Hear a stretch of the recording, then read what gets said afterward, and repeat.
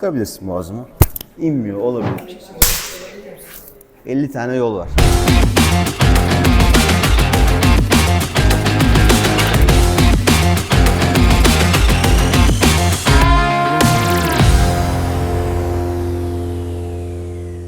Striking'de anlamanız gereken bir husus var. O da şu. Şimdi örneklemeleri yaparken şimdi biz bir chain punch, lineer bir yumruk seti kullanıyoruz saldırı için. Bu hızlı ve etkili doğru zamanda doğru yerde kullanıldığında çok iyidir. Ama işte fundamental box'tan konuşacak olursak jab, cross, hook, uppercut, body hook, body shot gibi işte vücudun herhangi bir noktasına vurabileceğiniz bir sürü yumruk serileri var. Fakat yine sokakta eğer karşındaki bunları çalışmış bir adam değilse bu sistematik ve doğru bir şekilde gelebilecek bir yumruk serisi de yok aslında. Yani şunu çok gördüm ben. Şöyle vurmaya çalışan, şöyle vurmaya çalışan. Yani vuruş demiyorum, vurmaya çalışıyorlar yani. Yani şunu zaten çok rahat bu sistemde sokacak olan adam, yani işin onunla biraz daha kolay çünkü aynı dilden konuştuğun için. Hani hızlısındır, yavaşsındır, iyisindir, kötüsündür, adam daha iyidir, o başka bir konu. Ama o biraz daha sistematik olduğu için aynı dilden konuşursun ve daha rahat hareket edersin. Ama şu daha bir kaostur. Şu daha bir kaostur. Kavganın kaosuna girdikten sonra bazı şeyler daha zor oluyor. Cevabı da aslında bir anlamda daha da kolaydır. Yani bunu yapabilen adam biraz daha senin için problem olabilir ama lafı şuraya bağlayacağım. Hangi striking metodolojisini kullanıyorsanız kullanın. Wing Chun ya da başka bir şey fark etmez. Bir saat düşünün. Hayali olarak rakibinizin karşısında. Bu sizin için de geçerli. Bu saatin 12, 6, 9, 3, 1, 2, 4, 5, 7, 8, 10, 11 açılarından size karşı gelebilecek olan bütün impulslara verebilecek bir cevabınız olması lazım. Wing Chun diyor ki saldırı ve savunmayı aynı anda yap. Eşit zamanlı yap. Hatta ve hatta aslında önce sen saldır, savunmak zorunda kalma. Okey, burada teorik olarak hiçbir sıkıntı yok. Ama önce biz saldırmayabiliyoruz. Yani benim niyetim zaten birine saldırmaksa zaten şu an bu konuştuklarımın çok da bir anlamı yok. Ben gider saldırabilirim ve ona göre bir gelişim süreci takip edebilirim. Fakat oradan bana geldiğinde işte 18 tane kullandığımız el tekniği var ya hani Hot Sao, Tam Sao, Bong Sao, Jat Sao, Jam Sao, Pak Sao, Bong Sao, Gan Sao, Gun Sao, Kao, Huen Sao, Sharingan Sao gibi işte 18 tane böyle kullanılan el teknikleri aslında bu saatin bütün açılarından size gelebilecek olan impulslara eşit zamanlı olarak hem blokaj yapıp durdurabilip hem de aynı anda saldırı yapabileceğiniz bir metodoloji verir size. Bunları içselleştirdiğiniz anda zaten kimin nereden saldırdığının da çok da bir önemi yoktur. Kroşe geldi işte, ya pazar günü seminerde bir tanesi geldi. Dedi ki ya dedi siz dedi hiç dedi kroşe ve hook kullanmıyorsunuz dedi.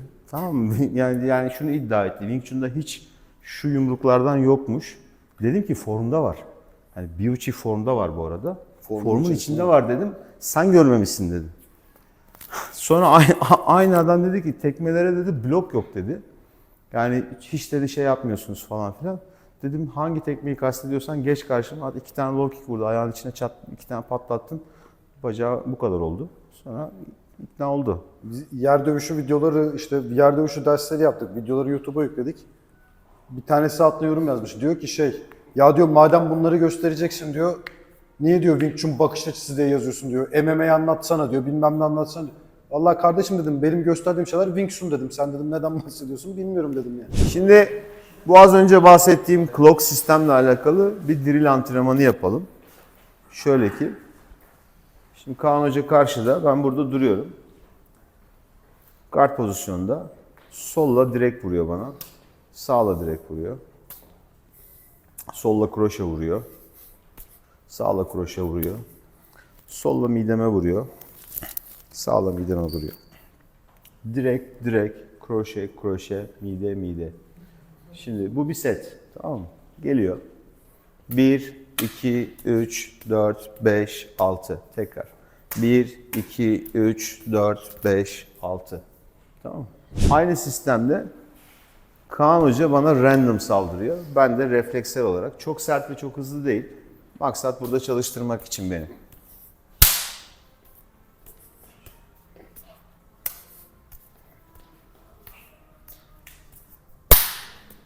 Gibi. Tamam mı? Şimdi Kaan gardını alıyor. Tamam, sağ olsun, fark etmiyor.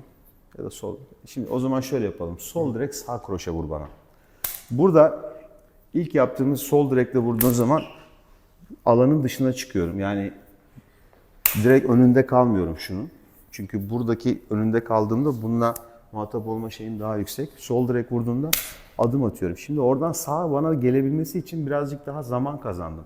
Eğer direkt şurada yapsaydım, vur abi bana, direkt sağda patlat. Burada işim biraz daha zor olabilirdi. Ama şunu, footwork, hani şu adımlamaları çalışıyorsunuz ya, hani bu adımlamaları doğru kullanırsanız işiniz çok kolay. Solla vurduğumda bu tarafa kaçtığımda, oradan sağa geldiğinde buradan false sağ yapıyorum, tamam mı? False sağ yaptıktan sonra kolun arkasından tutuyorum.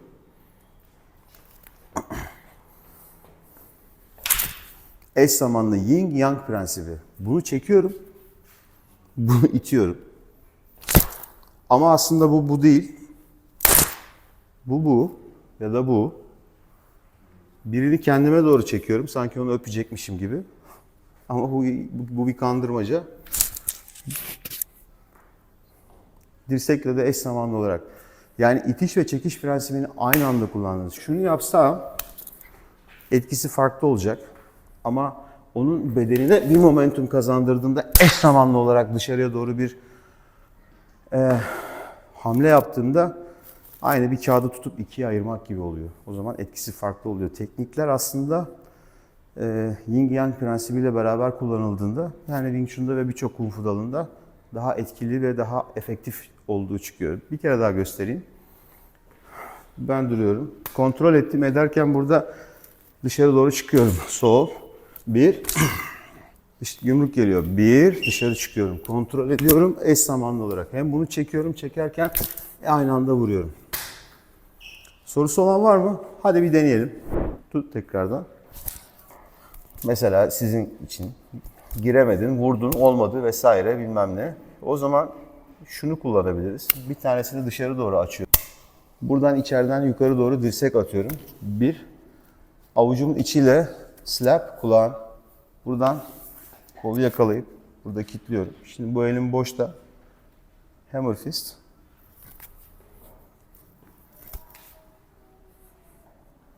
Bu da bir yol. Mesela şimdi bunu bir yapalım yavaşça. Bir kere daha gösteriyorum. Mesafe uzaksa bu. Eğer kafası biraz öndeyse zaten şuraya vurduğunuz zaman Mevzu burada biter. mevzu burada bitecektir muhtemelen. Ama bitmedi, devam etti. Kafayı geri aldı, kaçırdı. Yani biraz geride durdu. Kollar uzun, boyu da uzun. Mesela senin boyun benden uzun. Avuç içiyle öztekiye saldırı yapabilirsiniz. Bu kristalleri oynatıp dengeyi bozacaktır. Hanımlar için tırnaklarınız varsa bir suratı yırtabilirsiniz. Retinaya zarar verebilirsiniz. Diğer el trisepsin arkasından gidip burayı bükebiliyor. Eğer enerjiniz varsa, gücünüz. Bu pozisyonda kurtulmak için her hareket ettiğinde benim için de vurmak için bir timing yaratacak. Okey, hadi bir deneyelim. Çok sağlam ve kaslı bir kol varsa sıkabilirsin boğazımı. İnmiyor olabilir, hiç fark etmiyor. Tabii o başka bir şey söyleyeyim. 50 tane yol var.